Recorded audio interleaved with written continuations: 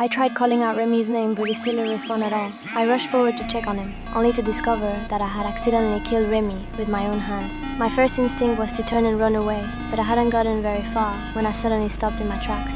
What I saw before me instantly sparked a bold idea, so I immediately returned to the scene, using all my strength to lift Remy's body. I quickly made my way to that rock crevice I had discovered by accident. Without hesitation, I pushed Remy's body down into the gap. This crevice was in a hidden location. As long as I didn't tell anyone, practically no one would ever find it here. After finishing this task, I ran straight home, across the street, without looking back.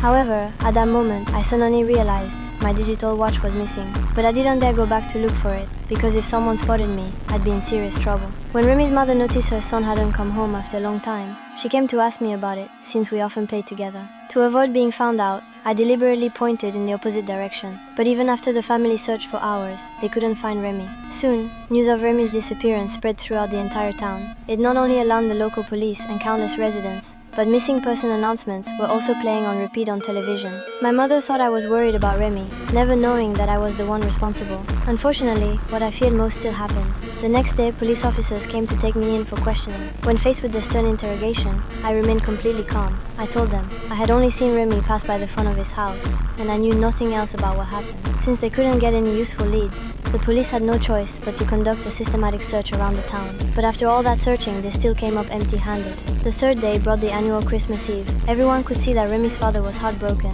so at the priest's suggestion, everyone decided to help the police search for Remy. We all gathered at the church entrance, and under police coordination, everyone entered the surrounding forest to search. Worried that my secret might be discovered, I joined the search team as well. Although the rock crevice was very well hidden, if the search continued like this, it would soon be found. As I watched everyone getting closer and closer to the crevice, my heart became extremely tense. But then the lead officer suddenly stopped everyone. He told us all to go home and rest, saying they would return tomorrow with search dogs to continue looking. Though I had escaped danger once again, I still felt anxious and unsettled inside. I knew that when the search dogs arrived the next day, they would definitely discover everything.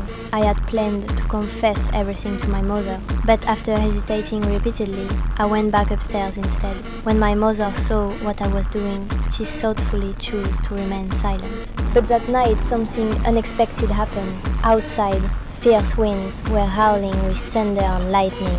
The town was hit by a once-in-a-century storm. Terrified, I quickly slammed the door shut.